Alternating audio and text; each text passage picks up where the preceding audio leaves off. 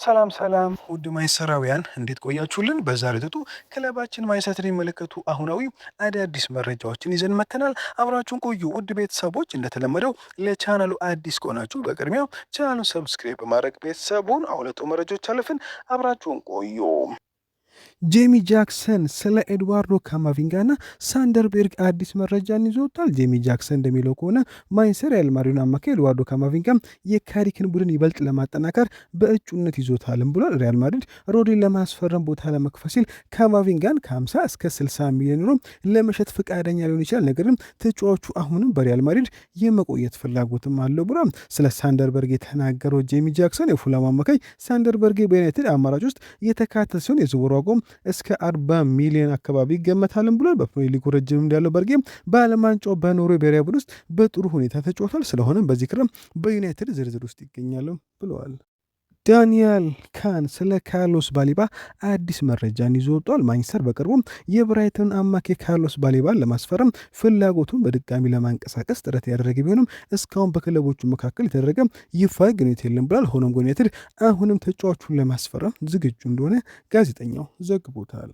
ማንቸስተር ዩናይትድ ከሮማው አማካይ ማኑ ኮኒ ጋር በግል ጥቅማ ጥቅሞች ዙሪያ ከስምምነት ላይ መድረሱም ተገልጿል። ዩናይትድ ወደ 50 ሚሊዮን ዩሮ የሚጠቀም ጥያቄ ለማቅረብ ዝግጁ ቢሆን የሳውዲ አረቢያው አልአህሊ እና የእንግሊዙ ቼልሲ ተጫዋቹን ለማስፈረም አሁን ላይ ፍላጎት አላቸውም ተብለዋል።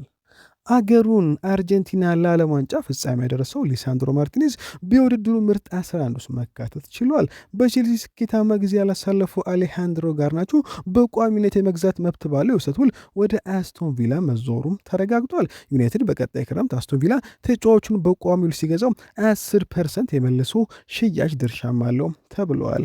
አዲሱ የፊፋ ሕግ ተጫዋቾችን ከዋናው ቡድን ለይቶ ማሰልጠን ቦምብ ስኳድ ስለሚከለክል ማርከስ ራሽፎርድ ከዓለም ዋንጫ ረፍት በኋላ ወደ ዩናይትድ ዋና ቡድን እንደሚቀላቀል ይጠበቃል። እንዲሁም በተቃራኒው ዩናይትድ አንድ ተጫዋቾችን በቦምብ ስኳድ ለማድረግ አቅዶ ቢሆንም አሁን ላይ ግን በፊፋ ሕግ መሰረት ዩናይትድ ተጫዋቾችን በዋናው ቡድን በቅድመ ውድድር ዝግጅት ቡድን ውስጥ ያካትታል ተብለዋል። ማንቸስተር ዩናይትድ ፈረንሳዩን የ20 ዓመቱን የፒኤስጂ አማካይ ዋረን ዛይሬብሪን ለማስፈረም የ51 ሚሊዮን ፓውንድ ጥያቄ ለማቅረብ እየተዘጋጀ እንደሆነ የፈረንሳዩ ሌኪፕ ዘገባ ጠቁሟል ተባለ። የሲ ሚላኑ አጥቂ ራፋኤሎ ከጋላሳሪ ጥያቄ ቢቀርብለትም ወደ ፕሪሚየር ሊግ መዞር ይመርጣልም ተብሏል። ማርከስ ራሽፎርድ ዩናይትድ የሚለቅ ከሆነ ዩናይትድ አሁን ላይ ራፋኤሎን ለማስፈረም የሚደረጉን እንቅስቃሴ ሊገፋበት ይችላልም ተብሏል።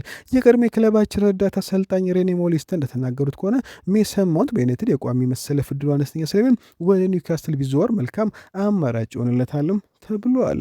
ማንቸስተር ዩናይትድ የ16 ዓመቱን የከተማ ተቀናቃኝ ክለብ ወጣት አማካይ ዴቪድ ዜ ለማስፈረም ከጫፍ ደርሷል ተባለ። ተጫዋቹ የ17 ዓመት ዕድሜ ሲሞላ ፕሮፌሽናሉን የሚፈራረም ይሆናልም ተብለዋል።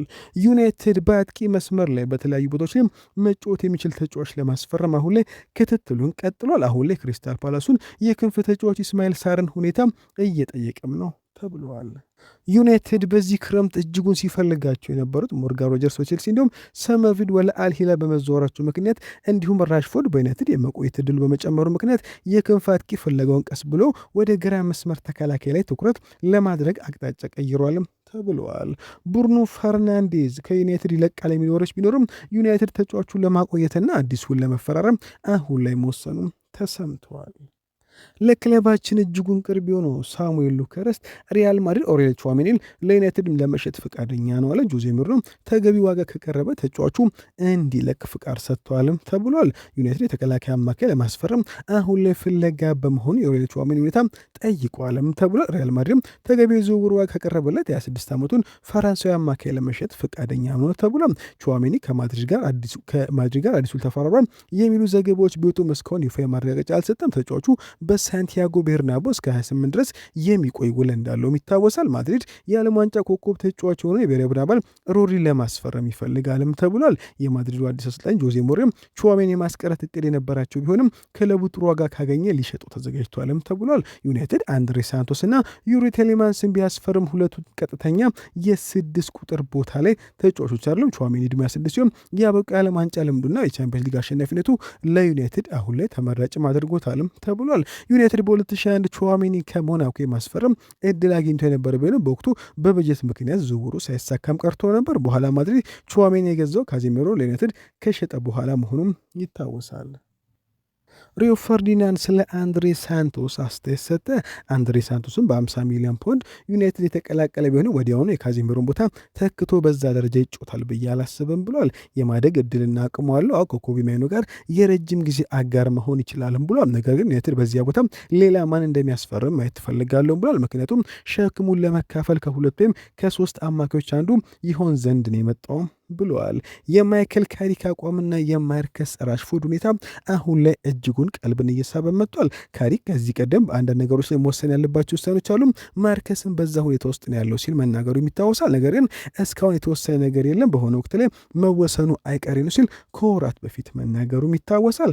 አሁን ላይ ቡድን ዝግጅትና የካሪክ ውሳኔ የታወቀ ሲሆን የተለያዩ የመረጃ ምንጮች እንደሚጠቁሙት ከሆነ ካሪክ ራሽፎርድን ወደ መጀመሪያው ቡድን ለመለስ ዝግጁና ፍላጎት ያለው ሲሆን በልምዱና ጥራቱም ለቡድኑ ትልቅ ጥቅም ይሰጣል ብሎ የሚያምናለም ተብሏል። ካሪክ ስፖርቲንግ ዳይሬክተሩ ጄሰን ዊልኮክስ በነበሩ ወቅት ተጫዋቹ ካልተሸጠ ለብቻው ከሚሰለጥኑት ቦምብ ስኳድ ጋር ሳይሆን ከዋናው ቡድን ጋር እንዲሰለጥን ፍቃድም ሰጥቷል ተብሏል። በተጨማሪ ራሽፎርድ ከቡድን አጋሮቹ ጋር ባደረገው ውይይት ጥሩ ግብረ መልስ አግኝቷልም ተብለዋል።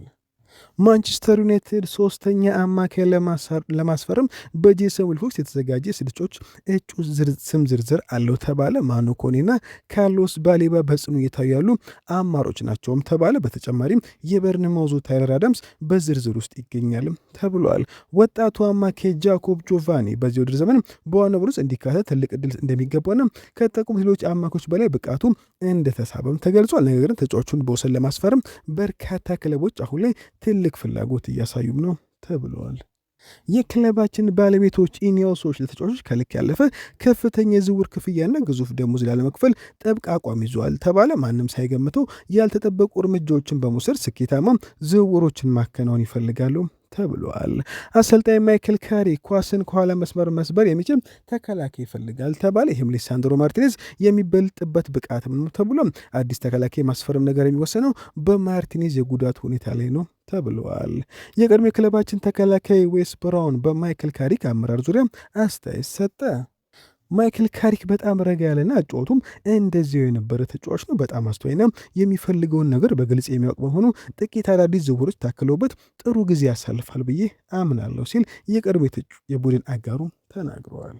የመሃል ተከላካይ ክፍልና ሁኔታ እንዲሁም የወደፊት ተስፋዎች አሁን ላይ በማንቸስተር እጅጉን ቀልብ እየሳቡ ነው ተባለ። ሌኒዮሮና አይደን ሄቨን የወደፊቱ የክለባችን የተከላካይ ክፍል መሰረቶች ሊሆኑ ይችላሉ ተብሏል። ሃሪ ማጓየር ለቅርብ ሰዎች እንደተናገረው ከሆነም ሁለቱ ተጫዋቾች የወደፊቱ የጋብሪኤልና የሳሊባ የአርሰናል አይነት ጥንካሬ ሊኖራቸውም ይችላልም ብሏል። የ19 ዓመቱ ሄቨን በግራ እግሩ የመጫወት ብቃቱ ከሊሳንድሮ ማርቲኔዝ ጋር የሚያመሳስለው ሲሆን ዮሮ ደግሞ ለቀድሞ አርሰናል የመሃል ተከላካይ ይበልጥ የቀረበ ብቃት አለው ተብሏል። ሁለቱም ተጫዋቾች ከጉዳት ነጻ ሲሆኑ የማጓየርና ሊሳንድሮ ማርቲኔዝ ጥንድ የመጀመሪያ ተመራጭ እንደሆኑ ይቆያሉም ተብሏል። ማቲያስ ዲሊት ደግሞ ከጀርባ ጉዳት ጥገናው ሲመለስ ብቃቱን የማስመስከር ትልቅ የቤት ስራ ይጠብቀዋልም ተብሏል። ማርቲኔዝ በዓለም ዋንጫው ላይ ባጋጠመው ከባድ ሁኔታ ምክንያት ከፕሪሚየር ሊጉ መጀመሪያ አንድ ሳምንት ያህል ቀደም ብሎም ወደ ልምምድ ይመለሳል ተብሎም አይጠበቅም ተብሏል። በሬክሳሙ ጨዋታ ላይ በጋራ የጀመሩት ሃሪ ማጓየርና አይደን ሄቨን በኖርዌይ በሚደረገው የሮዘንበርግ ጨዋታም በቋሚነት አብሮ ሊጀምሩም ይችላሉ ተብለዋል። አሰልጣኝ ማይክል ካሪክና የፖሴሽን አጮት አሁን ላይ መነጋገሪያ ሆነዋል። ኤሪክ ቴን ሃግ የቡድን አጮት ሙሉ በሙሉ ወደ ኳስ ቁጥጥር ፖዚሽን ቤዝድ ለመቀየር ቢሞክርም ሳይሳካለት እንደቀረም ይታወሳል። ማይክል ካሪክ ተመሳሳይ ስህተት ውስጥ ላለመውደቅ ከዚህ ቀደም ከታዩ ስህተቶች መማር እንዳለበትም ተጠቁሟል። ሆኖም ግን ማይክል ካሪክ አሁንም ምናልባትም እንደ ኤሪክ ቴን ሃግ አይነት አጮት ይዞ ሊቀርብ ይችላልም ተብለዋል። ጁቬንቱስ በክለባችን ተጫዋች ላይ የነበረውን ፍላጎት እንደገና ቀሰቀሰ ተባለ። ጁቬንቱስ ከፓሪስ ሰን ጀርሜን ጋር በራንዳል ኮማኒ ዝውውር ዙሪያ ስምምነት መድረስ ስላልቻለ ሌሎች አጥቂዎችን በስፋት ማየት ጀምሯልም ተብለዋል። የጣሊያኑ ጋዜጣ ዴሎ ስፖርት እንደዘገበው ከሆነ ዩናይትዱን ጆሹዋ ዚርክዚን ከቶተናሙ ሪቻርልሰን ጎን ለጎን በእጩነት ይዘውታልም ተብሏል። ሆላንዳዊ አጥቂ በማይንሰር ቋሚ ተሰላፊ መሆን ካልቻለበት ጊዜ ጀምሮ ወደ ሴሪያ የመመለስ ወሬ ሲወራበት በቆየ ቢሆንም እስካሁን ግን አልተሳካም ነበር። እሱም ማግኘት የሚቻል ቢሆንም ርካሽ ግን አይደለም። ዩናይትዶች የ25 ዓመቱን አጥቂ ዋጋ ከ35 እስከ 40 ሚሊዮን ዩሮ ገምቶታል። ክለቡ ዝውውሩ የሚያቀሉ የተለያዩ ዝውውር አማሮችን የውሰት ውሎችን ጭምር ለመቀበል ዝግጁም ነው ተብሏል። ብሏል። ጆሹዋ በ2025/26 የውድድር ዘመን ባደረጋቸው 26 ጨዋታዎች 2 ጎል አስቆጥሮ 1 ለጎል የሚሆን ኳስ አመቻችቶ አቀብሏል። ዚርክዜ በዓመት የሚያገኘው 4 ሚሊዮን ደሞዝ ከጆናታን ዴቪድና ከኮሎሙአኒ 5 ሚሊዮን ዩሮ ያነሰ በመሆኑ ለጁቬንቱስ የፋይናንስ ወጪው አነስተኛ ይሆናልም ተብሏል። ጁቬንቱስ ለኮሎሙአኒ ያቀረበው ጥያቄ ወደ 40 ሚሊዮን ዩሮ ከፍ ያደረገ ቢሆንም ፒኤስጂ ተጨማሪ 10 ሚሊዮን ዩሮ ይፈልጋልም ተብሏል። አጥቂ እስኪያገኘው ጁቬንቱሶች ዱሳን ቭላሆቪችን በራሱ የደሞዝ መስፈርት የመለስ በሩን ግን አልዘጉም ተብሏል። ዚርክዜ ወደ ጣሊያን ይመለሳል የሚለው ወሬ ካልተወራ የዝውውር መስኮቱም እየተሟላ አይሆንም። ከቀድሞ የዝውውር ዋጋው እየራቀ በሄደ ቁጥር ለገዢዎች ያለ ሁኔታ እየተመቻቸ ይሄዳል። ጁቬንቱሶች ሌሎች አማራጮችንም አጥብቆ መፈለጋቸው ምናልባትም ለጆሹዋ ዚርክዜ ያላቸውን ርቀትም ሊያሳዩም ይችላል ተብሏል። ዋይኒ ሩኒ በማንቸስተር ዩናይትድ የመሃል ተከላካይ አማራጮች ዙሪያ አስተያየት ሰጠ። አቅራቢው የዩናይትድ የተከላካይ አማራጮች ለመጪው የውድድር ዘመን በቂ ናቸው ብለህ ታስባለህ ሲል ዋይኒ ሩኒን ይጠይቋል። ዋይኒ ሩኒም እንዲህ ሲል ይመልሳል። የዝውውር መስኮቱ በሚዘጋበት ጊዜ የዩናይትድ የመሃል ተከላካይ አማራጮች አሁንም እነዚህ ብቻ ከሆኑ የፕሪሚየር ሊግ ወይም የቻምፒየንስ ሊግ ዋንጫ ማሸነፍ መርሳት አለብን ብዬም አስባለሁ ብሏል።